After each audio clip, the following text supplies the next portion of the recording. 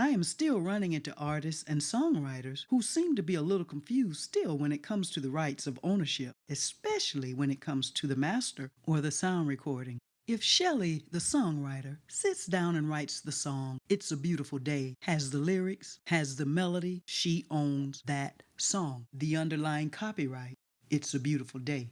Well, what if Peter, the recording artist, decides he wants to record It's a Beautiful Day? He gets permission from Shelley to record the song. So then Peter goes to his producer named Michael. Peter knows the direction that he'd like to take, and he gets with the producer who's able to bring that vision to pass. Well, who owns the master, the recorded version of Shelley's song, It's a Beautiful Day? She owns the song, but once that song is recorded, who owns the recorded version or the sound recording? The master. Who owns that master recording? Well, it depends. Did Peter sign a production agreement with Michael to record the song? If so, what was in the agreement? Was there a clause in the agreement stating that the recorded version of the song was a work for hire, meaning that that recorded version is then owned by Michael and his production company?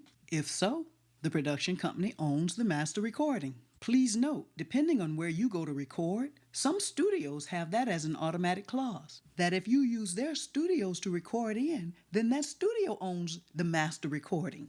To also make you aware, if an artist goes to a producer, let's say the artist purchased a beat or licensed the beat for perpetual use. He can use it anytime to record. He's paid for it. And the producer himself creates music also to that track instead of necessarily hiring other studio musicians. He or she is very skilled and can do that.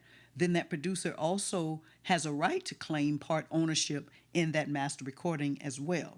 Why do I say that? And I just talked about the producer owning the master if it was a work for hire, because that's a different situation. Or if in the discussion before the recording happened, if it was agreed that the recorded performance of that song would then become Peter's, the artist, then he would own the master or the sound recording. Perhaps both agreed that they would both own 50-50.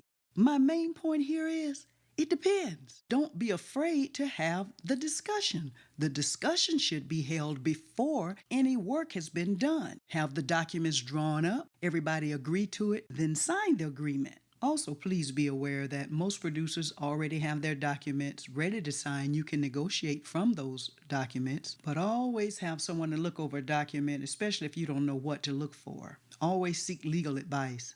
I want you to also be aware that most times when producers hire studio musicians, those musicians are hired as work for hire, meaning you get paid for your services, but there's no ownership. Now, can that be different? Of course it can.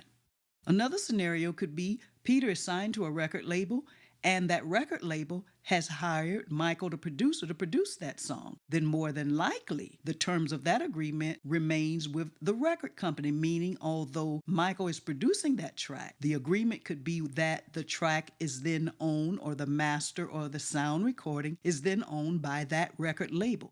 In the broadest general sense of the term, most times record labels own the master recordings. Indie artists dealing with independent producers, most times the producer owns the master recording. As an artist, you can negotiate to own your own masters. Learn the rules so you can learn how to negotiate terms favorable for yourself, as well as terms that's favorable to all parties involved.